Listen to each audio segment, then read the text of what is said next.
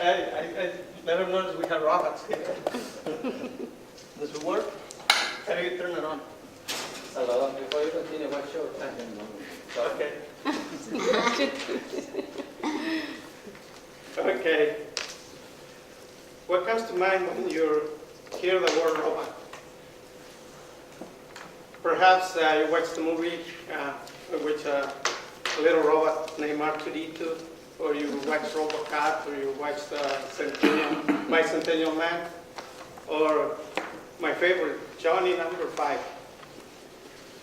Because these movies, we have such a perspective of robots now that we think that they're so intelligent, so sophisticated that they will think on their own. They will act by themselves, which is possible, but not today. Not today, maybe sometime in the future. Currently, there is a wide variety of robots, the industrial robots, that is. You can have all kinds of industrial robots which are used for different purposes. Like, for instance, you can have one that's going to be mixing a drink, or one that might be testing samples of blood, one that is doing dangerous, looking for bombs under the cars or something like that. You know, you have all kinds of industrial robots.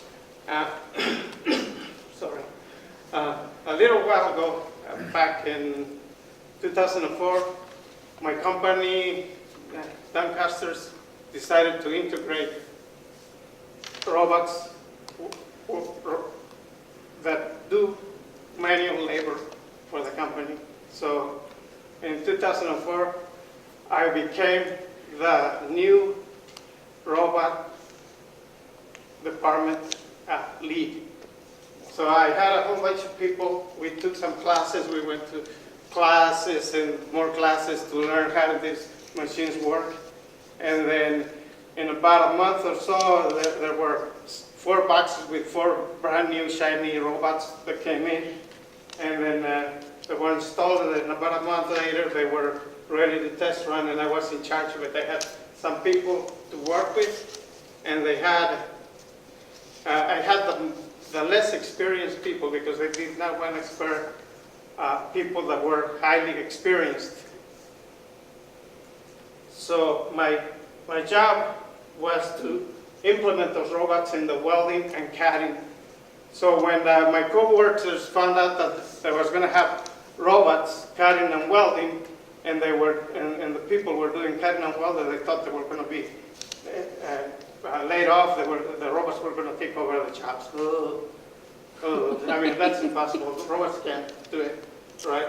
You need people to do the work. So they kept on saying, no robots, please. They will take my job. They keep on coming to me, and they wanted to know more about the robots, how much they were making.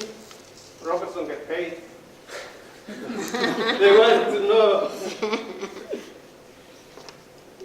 lots of things about them, you know, how they work. And I was ready to answer most of the questions anyway. Some people were joking about him. They said, well, you know, especially one person I remember, he always told me that he was sure that every break or sometimes in between jobs, one of the robots used to go out of the facility, walk into the parking lot, and have smoke all the time. And I couldn't believe it, you know, I couldn't believe it. How could that happen? The machine is smoking, you know? So they were just playing jokes, right? So here I am, you know, trying to find out which robot was smoking, and then I couldn't smell any smoke, and that is cigarette smoke, you know, except for welding smoke. Okay, and then, but this guy insisted. He kept on telling me, okay, your robot smokes. I said, well, I need to catch him. So you know, it kept on my mind. You know, I was so obsessed learning how to run the robots, learning new things, and I was wondering whoever taught this robot how to smoke, you know. And I kept on thinking that in my brain, got so embedded into it that I once in a while I went and checked the anchor bolts on the bottom of the robot to make sure that they were tight and none of the nuts were missing. So nonsense, you know, all of them were pretty well anchored into the ground.